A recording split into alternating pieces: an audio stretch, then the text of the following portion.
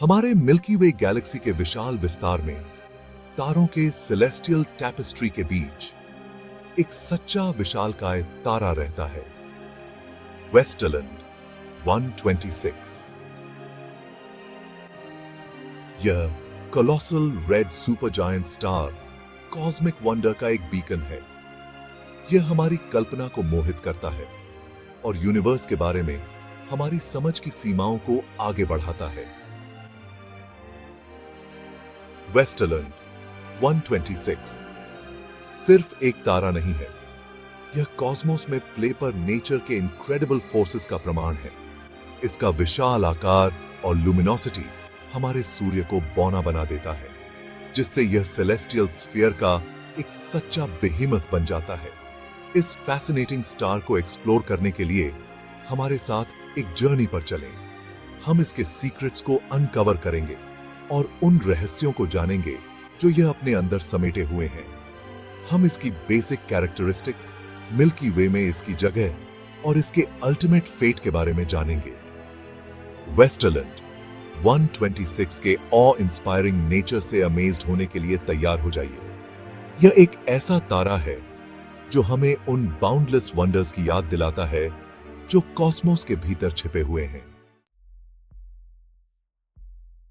Westland 126 एक rare और exclusive club से बिलोंग करता है, रेड सुपर जायंट्स। ये तारे यूनिवर्स के सबसे बड़े और सबसे लुमिनस तारों में से हैं। ये स्टेलर रेवोल्यूशन के लेट स्टेजेस को रिप्रेजेंट करते हैं, पर्दा गिरने से पहले ग्लोरी का एक फाइनल बर्स्ट। ये पर्टिकुलर रेड सुपर जायंट वास्तव में एक्सेप्शनल है। इसका रेडियस हमारे सूर्य के 1500 टाइम्स से भी ज्यादा होने का अनुमान है। अगर वेस्टलैंड 126 को हमारे सोलर सिस्टम के सेंटर में रखा जाए तो इसकी आउटर लेयर्स जुपिटर के ऑर्बिट से आगे तक एक्सटेंड करेंगी। हमारे आकाश में उस नजारे की कल्पना करो। तारे की लुमिनोसिटी भी उतनी ही इंप्रेसिव है। यह लाखों सूर्यों की चमक के साथ चमकता है और स्पेस में भारी मात्रा में एनर्जी रेडिएट करता है। यह इनक्रेडिबल एनर्जी आउटपुट इसके कोर में जलने वाले न्यूक्लियर फर्नेस का प्रमाण है। हालांकि अपनी सारी पावर के बावजूद वेस्टलैंड 126 आश्चर्यजनक रूप से ठंडा है। इसकी सरफेस टेम्परेचर हमारे सूर्य की तुलना में बहुत कम है, जो इसे एक डिस्टिंक्टिव रेडिश ह्यू देती है। यह cooler temperature red super giants की एक विशेषता है और यह इनके इनॉर्मस साइज और एक्सपैंडेड एटमॉस्फेयर्स का परिणाम है। वेस्टलैंड 126 एक स्टार क्लस्टर के भीतर रहता है जिसे वेस्टलैंड 1 के नाम से जाना जाता है। यह क्लस्टर, जिसका नाम इसके डिस्कवरर स्वीडिश एस्ट्रोनॉमर बेंग्ट वेस्टलैंड के नाम पर रखा गया है, आरा तारामंडल में पृथ्वी से लगभग 16,000 लाइट ईयर्स दूर स्थित एक relatively near by stellar nursery है। वेस्टलैंड 1 एक एक्सेप्शनल स्टार क्लस्टर है। यह सैकड़ों मैसिव स्टार्स का घर है, जो इसे हमारी गैलेक्सी के सबसे मैसिव और लुमिनस स्टार क्लस्टर्स में से एक बनाता है। क्लस्टर का एक्सट्रीम एनवायरनमेंट, जहां रेडिएशन और स्टेलर विंड्स भरे हुए हैं, मैसिव स्टार्स के जीवन और मृत्यु का अध्ययन करने के लिए एक यूनिक लैबोरेटरी प्रदान करता है। इस क्लस्टर के भीतर वेस्टलैंड 126 सबसे अलग दिखाई देता है। यह दिग्गजों के बीच एक सच्चा विशालकाय है जो अपने साथी तारों को भी मात देता है। इसकी उपस्थिति क्लस्टर पर हावी है, जो आसपास के तारों के एवोल्यूशन और सराउंडिंग इंटरस्टेलर मीडियम को आकार देने को इन्फ्लुएंस करती है। वेस्टलैंड 126 को खोजने के लिए गहरी नजर और पावरफुल टेलीस्कोप्स की आवश्यकता होती है। यह क्लस्टर इंटरस्टेलर डस्ट और गैस के एक वेल के पीछे छिपा हुआ है। यह ऑब्स्क्यूरिंग मटेरियल विजिबल लाइट में इसे ऑब्जर्व करना मुश्किल बनाता है, जिसके कारण एस्ट्रोनॉमर्स को कॉस्मिक श्राउड के पार देखने के लिए इंफ्रारेड और रेडियो टेलीस्कोप्स का यूज करना पड़ता है। वेस्टलैंड 126 अपने ट्वाइलाइट ईयर्स में एक तारा है। इसने अपने कोर में हाइड्रोजन फ्यूल को समाप्त कर दिया है और अपने एवोल्यूशन के रेड सुपर जायंट फेज में प्रवेश कर गया है।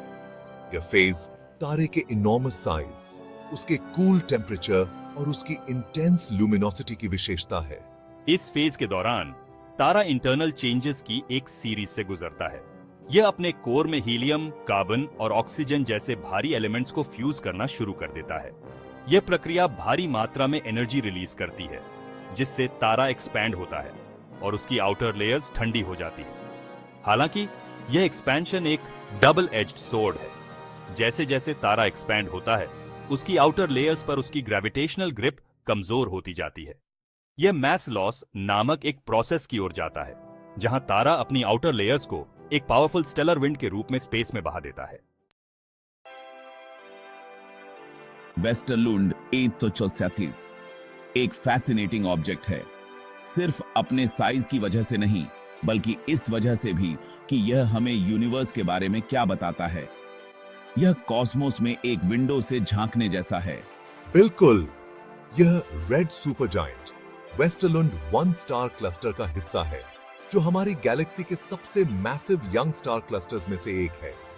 इसका अध्ययन हमें ग्रैंड स्केल पर स्टेलर फॉर्मेशन और एवोल्यूशन को समझने में मदद करता है। शायद है वेस्टरलैंड 126 को ऑब्जर्व करना कोई आसान काम नहीं है। इसके चारों ओर घना इंटरस्टेलर डस्ट विजिबल लाइट को अब्सॉर्ब और स्कैटर करता है, जिससे इसे देखना मुश्किल हो जाता है। लेकिन इंफ्रारेड एस्ट्रोनॉमी का यूज करके हम इस डस्ट में पेनिट्रेट कर सकते हैं और नीचे छिपे हुए विशाल तारे को प्रकट कर सकते हैं। यह टेक्निक हमें इसके प्रॉपर्टीज और बिहेवियर्स का विस्तार से अध्ययन करने की अनुमति देती है। जब हम वेस्टरलैंड 126 की तुलना अन्य रेड सुपरजायंट से करते हैं, तो यह अपने इमेंस साइज और लुमिनोसिटी के कारण सबसे अलग दिखाई देता है। यह वास्तव में यूनिवर्स के टाइटन्स में से एक है। वास्तव में अन्य रेड सुपरजायंट्स के साथ इसकी तुलना एस्ट्रोनॉमर्स को स्टेलर एवोल्यूशन के अपने मॉडल्स को रिफाइन करने और इन मैसिव स्टार्स के लाइफ साइकिल्स को बेहतर ढंग से समझने में मदद करती है। वेस्टरलुंड 836 एस्ट्रोनॉमी के क्षेत्र में एक स्थायी विरासत छोड़ता है।